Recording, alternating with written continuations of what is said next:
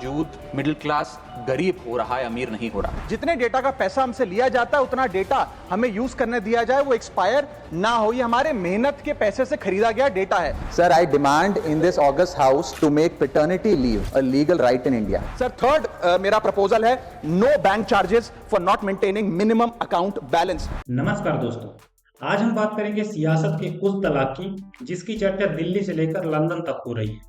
आम आदमी पार्टी और उसके चमकीले युवा चेहरा राघव चड्ढा के बीच का रिश्ता अब आधिकारिक तौर पर टूट चुका है। पार्टी ने न सिर्फ उन्हें राज्यसभा में उपनेता के पद से हटाया बल्कि उनका मुंह बंद करने की कोशिश भी की। और इसके बाद राघव ने जो वीडियो डाला उसने पूरी राजनीतिक गलियारों में हलचल मचा दी। सबसे पहले दोस्तों हम जान लेते हैं कि आखिर हुआ क्या। तो 2 अप्रैल 2026 को आम आदमी पार्टी ने एक ऐसा फैसला लिया जिसने सबको चौंका दिया।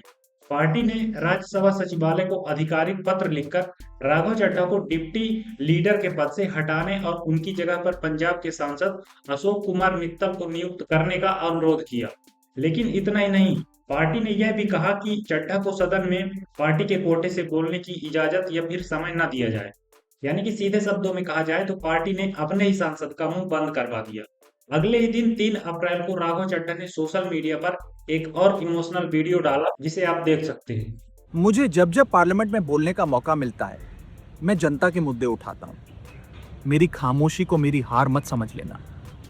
उन्होंने सवाल उठाया कि आम आदमी के मुद्दे उठाना अपराध है क्या?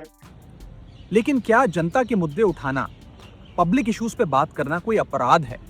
क्या मैंने कोई गुनाह कर दिया, कोई गलती कर दी? Have I done something wrong?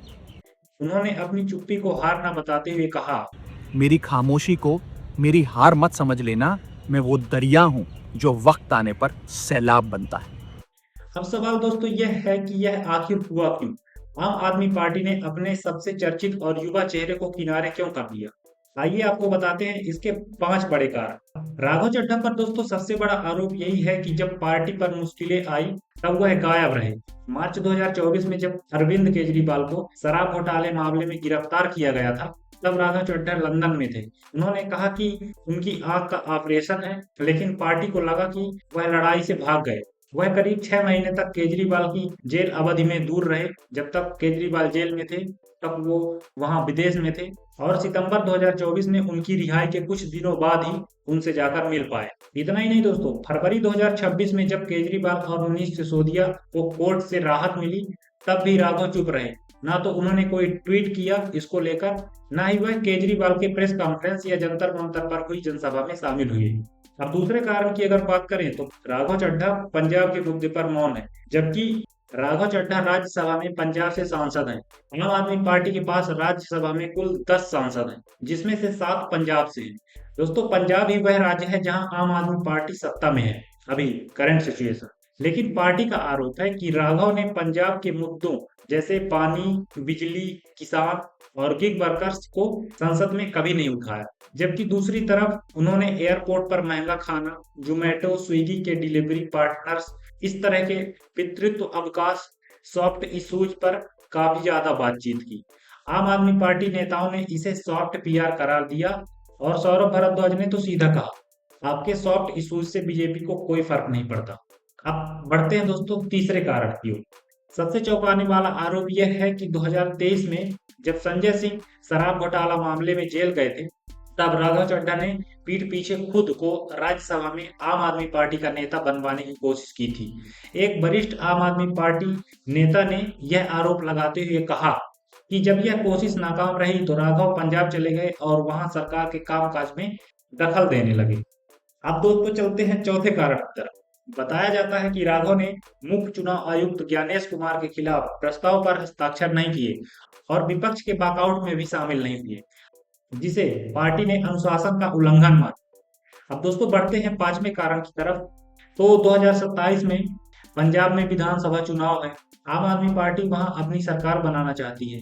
Party चाहती है कि राज्यसभा के सांसद पंजाब के मुद्दों को जोर शोर से उठाए।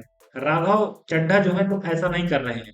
इसीलिए पार्टी ने अशोक मित्तल को आगे किया जो कि पंजाब से ही हैं और जमीनी मुद्दों को बेहतर तरीके से समझते हैं।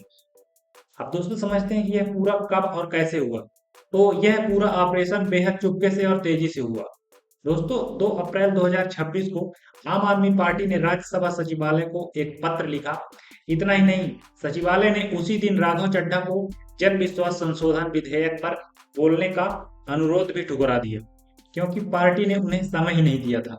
वहीं 3 अप्रैल को राघव ने वीडियो जारी कर पलटवार किया और फिर पार्टी ने जवाब दिया। सौरभ भारद्वाज और भगवंत मान ने खुलकर राघव पर हमला बोला। अब दोस्तों ये जो है तो पार्टी में ही अनबन चल रही है कुल मिलाकर। अब सबसे अहम सवाल कि आगे क्या होगा, क्या राघव चड्ढा पार्टी छोड़ देंगे? सबसे बड़ा सवाल तो यही बना हुआ है। तो दोस्तों अभी तो उन्हें निष्कासित नहीं किया गया है। पार्टी सूत्रों का कहना है कि वह राज्यसभा सांसद बने रह सकते हैं जब तक वह खुद चाहे, लेकिन असली खेल अब शुरू होगा।